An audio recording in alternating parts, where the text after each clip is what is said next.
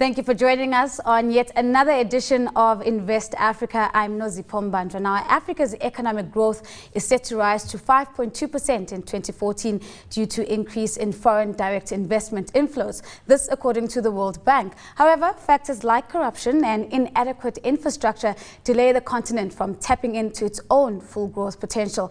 Executive remuneration has captured the spotlight lately, with South Africa's wage gap amongst the highest in the world. Pilani Nyalunga reports.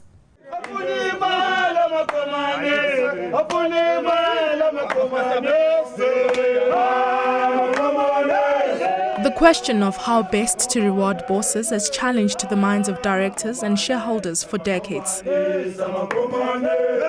Lately, the debate has been around the wage gap between the highest and lowest paid employee in an organization.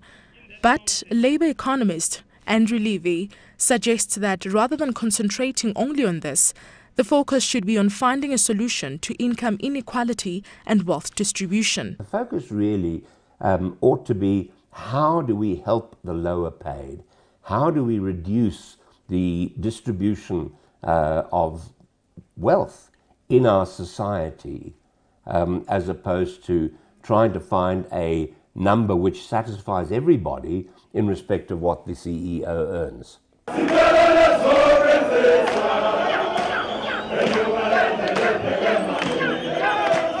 The mining strike in South Africa's platinum sector is one of the most protracted the country has ever experienced. According to Mine Workers and Construction Union, companies like Implats, Amplats and Lonmin pay CEOs about 199 times more than an ordinary worker. It's believed that this growing pay gap is one of the key factors to the ongoing strike. In every single strike, in every single negotiation, the pay gap is raised. However, it's dropped quite quickly and settlement is found. What is a factor in almost all of these strikes is the sense that workers have that we do not earn enough, we can't support a lifestyle which secures us, which gives our children more, and therefore we want more. I think it's very easy to use look at what the boss earns as an argument to inflame people and an argument to raise their ire. And I have no doubt whatsoever that that is done. I equally have no doubt whatsoever that workers feel a tremendously keen sense of injustice around this. But at the end of the day, the strike is caused not by their sense of injustice with what the boss earns, but rather their very, very real desire for them to get more. It's not just the mining sector where executive remuneration has been put under the spotlight. Retail giant Shoprite made headlines when it emerged that its CEO, Whitey Basson, was earning 752 times more than the lowest paid worker. We've looked at, we've ranked within the top 100 companies where we have available data. What is the wage gap between CEO and average employee compensation? So looking at the number of times what the average CEO, for example, versus average employee earns, and that gap for the top 20 companies in South Africa on that measure varies from about 100 times, where the company in place about number 20, there's a gap of about 100 times between top executive and average employee, up to, as you mentioned, a company like Shoprite, where that number is at about 750 times. Now, the top companies on that list are dominated by multinational companies to a large extent, which one can understand that these are executives that are remunerated at a global level, and that we compared against employees often in South Africa, for example. But there also seems to be quite a large dominance within the top of that scale of companies within the retail sector, for example. And I think what it highlights is that the structure of the company drives this gap often. So the question remains, how do we adequately remunerate highly skilled executives on a continent where massive wage gaps and dire poverty are a reality? Pilani Nyalunga, CNBC Africa, Johannesburg. Joining me now in studio to discuss executive pay in Africa is Theo Buota, shareholder activist, Temkosi Dlamini, governance manager at Oxfam. And in our Lagos studios, we are joined by Bismarck Rwane. He is the chief executive of financial derivatives. Gentlemen, welcome. Lovely to have you at the desk. Let's maybe start off with you, Tim Nkosi. What are the major drivers behind the gap in executive pay that we're seeing across Africa? Well, I think in terms of the drivers of the gap, it's not easy to tell when you look at the data that has been provided by the companies, especially when we try to look at the performance of the companies in terms of profitability. Even in years during the financial crisis, we found that the CEO pays were still off the roof in terms of their magnitude. Some of the things that you see is that the CEO pays are linked to a cash benefit in the form of a salary, other benefits as well as bonuses, and also other pays that are linked to the offering of shares in the company that they can exercise at any point in time, say perhaps within a 10-year period whilst they're still working for the company. So really there has been no relationship between, say, the performance of the companies and the pay that they get at the end of the day. There are no relationship between performance, but oftentimes the response we hear from companies is that this is a simple supply and demand relationship where this is what executives get paid across the world. Is that true? Yeah, I think, we've got to look at it from a perspective of what the ratios were, let's say, in 1965. Now, the Economic Policy Institute came out with figures that in 1965 the ratio was 20:1. So let's say that's 200 rands to 1 rand. CEO gets 200, the worker gets 1 rand. In 2012, that figure went from 273 rands to 1 rand. So you can see the disparity of how it's increased substantially. An article was written by Mr. Meyerson in America. And he said there are sort of 2 factors that you need to look at here. One is that your unions haven't actually driven the process of actually getting its members more money. So your unions have actually been failing in terms of what they're doing. So how do the CEOs do it? Well, the CEOs have their own unions. And who are their unions? Their unions are the members of the remuneration committee. And they have been more successful than the workers' union. And therefore, who sits on these unions, as I call it, being directors? It's ex-CEOs that sit on the unions. So they've driven the process through the directors' remuneration committee to actually get these sky-high salaries. A lot of emotive points that you raised there, but let's maybe go to Lagos now. And Bismarck, we talk about an African landscape when we're looking at executive pay, but we also remember that we have 54 plus countries on the continent. Would the pay gap in South Africa that we're seeing now, which is responsible for much of the strikes that we see, be also the same case in Nigeria? Are you experiencing the same trends? No, I think first and foremost, let us understand something. The Gini coefficient, which is the level of inequality between the poor and the rich in South Africa, is much higher than that in Nigeria. Nigeria is about 49, South Africa is about 54. But what we see, the trend we see emerging here is that you also pay chief executives for the value at risk and the risk factor in its assignment. If you have political and insurgency and militancy crisis, the chief executive is not only to steer you to achieving your objectives, but also to protect your assets and protect your brand from operational security and then reputational risk. And so you find that the compensation is divided into reward for work done, bonuses for strategic initiatives that are accomplished, but then there's another factor, which is payment for keeping the brand and the operation intact against security and other threats and risks.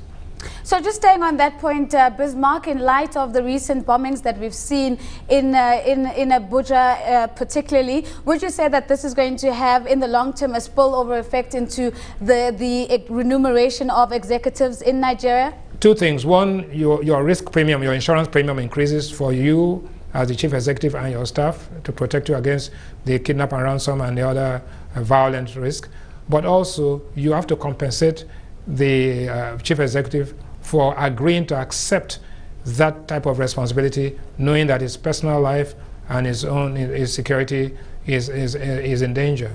I think that's a very interesting point that Bismarck raises there, and I want to bring this to you, Tim, because as we talk about Africa having 7 of the 10 fastest growing economies in the world, would this then mean that Africa becomes increasingly more attractive for executives globally because of the risks that we speak about, but also because of the growth aspects that we're seeing on the continent? Is this a trend that's likely to tick upwards?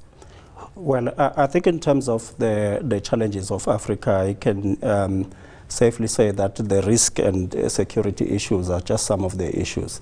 But that's not all in terms of starting to say, whilst the workers have been negotiating for better pay and better living conditions, the chief executives and their boards have been involved somewhat talking to the government and lobbying them for reducing sort of the labor rules and also the taxation framework that is there in the countries.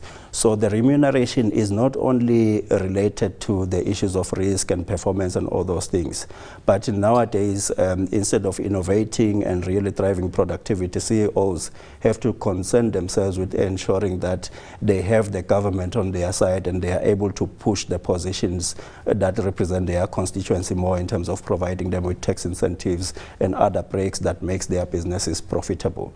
But on the other hand, we have seen in other countries, as well as in South Africa, the tendency of companies to then do a shifting of the profits from the country where the income is generated to other countries offshore, such as tax havens and low tax jurisdictions, wherein once the money is coming back into the country where it was originally coming from, it comes back without having paid a fair tax like it would have been if it was not taken through a subsidiary in a tax haven and things like that. So there's many of these factors that are coming in where you are saying perhaps the CEOs as well as their board, they are part of a certain scheme within the business where they are looking at how to maximize shareholder value even if the company's performance is not up to scratch. It sounds like almost like a conspiracy theory, what Tim Kosi is saying, and let me get your reaction from that, Theo.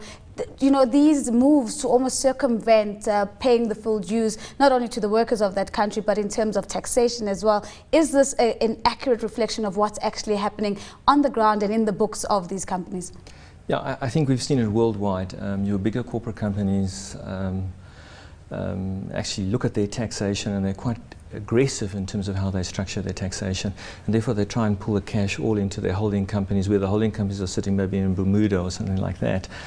But I think one of the fundamental problems in terms of remuneration issues is to hold your directors to account. We need to hold them to account, but you cannot hold them to account if you don't have the information. So, for example, if we look at Zimbabwe, I actually attended an AGM in Zimbabwe, and they're actually a bit behind in terms of reporting remuneration issues. Whereas in South Africa, at least, the CEO or the executive director's remuneration is reported in an annual report. The bonuses are reported.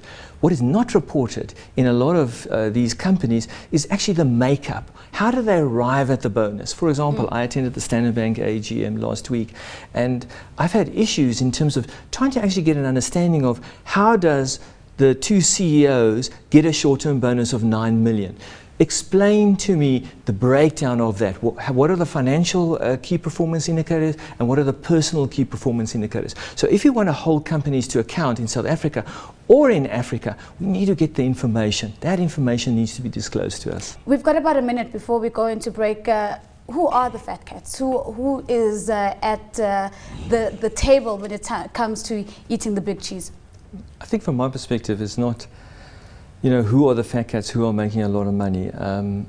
I think the most important thing is the accountability and the information, like I said, in terms of what they put forward to the shareholders. You know what, some CEOs might deserve 10 million, 20 million or 30 million. But you know what, they need to be accountable, and they're accountable to the shareholders. And you can only hold them to account when you have all that information which is available. Therefore, they then justify it. What I'm finding in my research is that, yes, people are earning super salaries and super bonuses, but we're not getting the information from that company to actually justify why they're getting Where the are you information. looking for the information, Theo? Which are the companies that you feel the executives have not justified the millions that are coming to Well, them? I think, I mean, one of the trends would be your mining companies now. Your mining companies are facing a lot of issues with, miners on strike. And it doesn't send a good picture to the miners who are on strike when certain CEOs come out and make statements about their bonuses, say they are justified. And then later on these CEOs, tend to apologize. That is very harsh, because what we must remember in the South African context is that there are a lot of people who actually go to bed hungry. And we must be worried as a nation when our people are going to bed hungry and yet we have food. And therefore the disparity needs to be addressed in one form or another. And I think that's the fundamental thing, is the disparity is getting worse and worse. And executives are saying, well, our expertise are getting better. But what I'm saying is the unions, in terms of our unions, I don't think they're negotiating correctly in terms of the process. Whereas, let's say, the CEO unions, through the remuneration committees, are actually doing a very good job. Well, on that note, we're going to go for a short break, and we come back, we're going to dig a bit deeper into this point that Theo has raised about the unions on the ground not being as effective as the unions that sit on the board. When we come back in 2 minutes.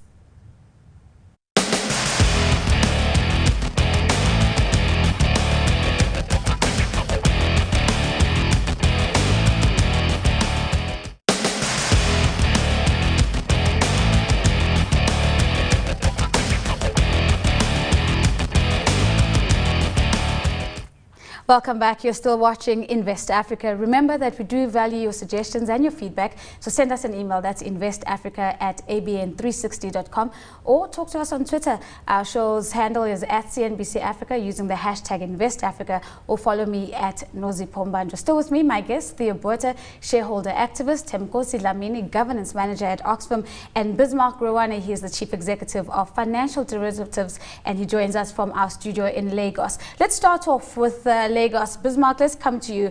The retail sector has come under the spotlight as perhaps one of those sectors that has the biggest disparities in terms of the inequality that exists in the pay gap. Is this reflective of what we're seeing in Nigeria, or are there other sectors other than retail that we should be looking at?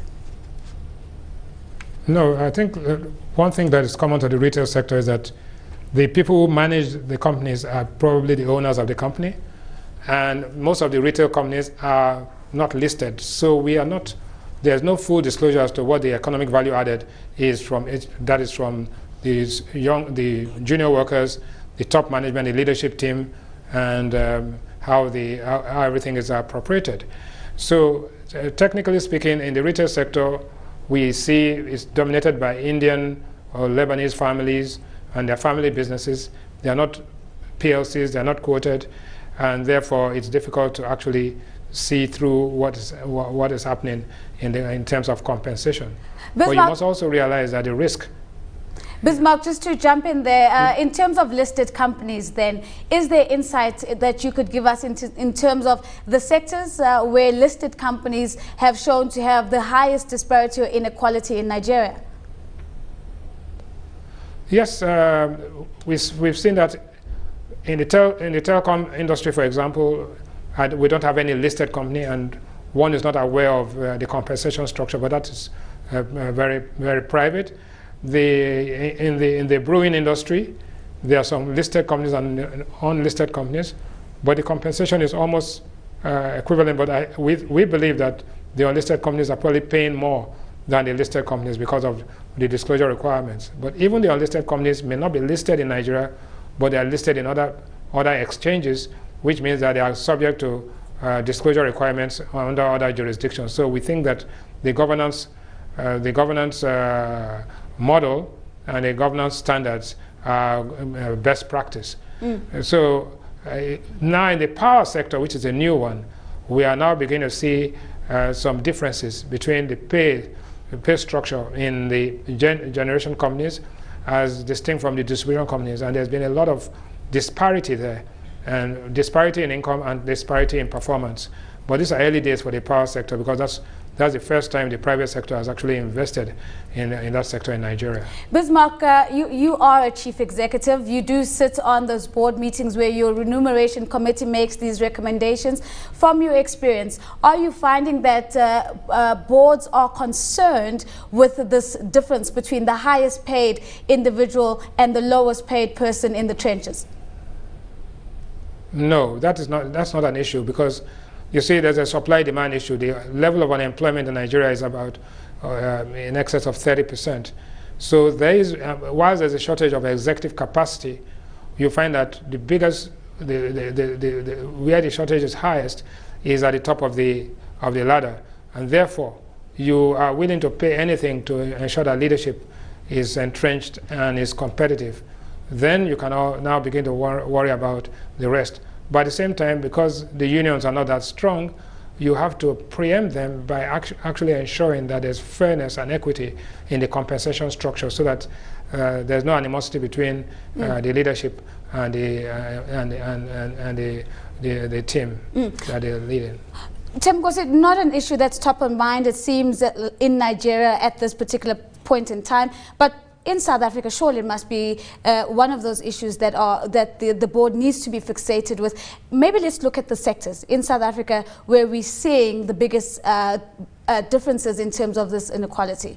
Yes, I think that the biggest differences are in the mining sector, and the trend that we see among perhaps the three biggest coal producers in South Africa are the ones that are leading the mining pack. In the past, that used not to be the case, but now it seems the remuneration within the coal sector is increasing more. Who are the three biggest? Who are the leaders? Who's leading the pack in the coal sector? Yes, whilst I don't have the data with me now, I can show it to you later, but then what seems to worry us the most with that is that the coal in South Africa is used to produce our electricity, the one that we use. At the end of the day, it feeds into the tariff that we get at the end of the day as households and as consumers of electricity and things like that.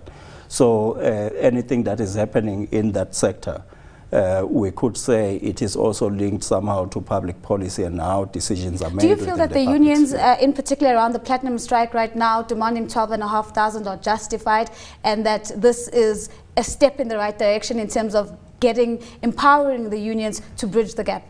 Yes, we need to bridge the gap. There is no future for South Africa when the currently existing inequalities continue to persist.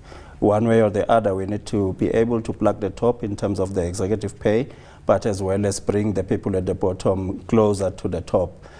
Because we know that the data tells us that in countries where there is a lower initial inequalities, the economy tends to grow more, and that growth tends to be sustainable over time. Theo, let's close on solutions. Yeah. Are there best case examples, whether it be in Africa or other parts of the world, that we could draw on? Yeah, I think there is one case which I read about, which was in California, where they actually want to implement a tax system on companies where they have a huge disparity between the CEO and the lowest paid. So in a case where a company has a huge disparity, they charge them a higher tax. If they lower that disparity, they charge them a lower tax. So that's very innovative. There's another example in South Africa. We've heard one particular CEO, I'm actually going to name a company since everybody doesn't want to name companies, PPC Cement in particular, where Ketso Gordon has been at the forefront, foregoing pay increase for redistribution amongst the lower paid employees. Is that something that's sustainable? Is it something that is likely to gain traction, not only in South Africa, but as they expand into other African countries? I think it is something which I hope will gain traction. You know, Ketso Gordon came out with it, and actually it's very noble. And let's hope that we see more directors like that. The CEO of Anglo Gold also, I think, forego an increase, and he also gave a certain percentage of his salary to the university, which is also a very good thing to do. So I'm hoping that's a trend which will continue into the future, and maybe more CEOs would look at this and say, well, you know, how much is enough? Well, I've got less than a minute left, so a very quick one to you, Bismarck. The challenge has been thrown to you. Theo says, at what point are CEOs going to say, when is this enough? At what point do you think Nigerian boards of listed companies are going to begin to address the inequality that we may not see now, but certainly might see in future years? The biggest threat to income inequality in Nigeria today is probably in the oil industry. Because the oil industry, there are three levels of workers. One, the expatriate workers who come from outside, then the Nigerian management leadership team, and then the unionized workers. And of course, as you know, the oil industry has very huge returns. They are not usually quoted. And so there's been a lot of tension there as to what's being given back to society, one, to the workers, two, to the Nigerian leadership team, and then to the expatriates who are coming out there to work in view of the total risk. And that is one side. The other side is the listed companies who are being held to the highest level of corporate governance and accountability. All of these things happening at a time when income is growing, but income inequality is growing faster than income is growing. So there are some issues that need to be resolved as far as Nigeria is concerned. Well, we've come to the end of this week's episode of Invest Africa. Thank you to all my guests. Well, Bruce Wisfield is up next as he unpacks the latest news from South Africa's economy on Tonight with Bruce. Until next time, it's goodbye and thank you for joining us.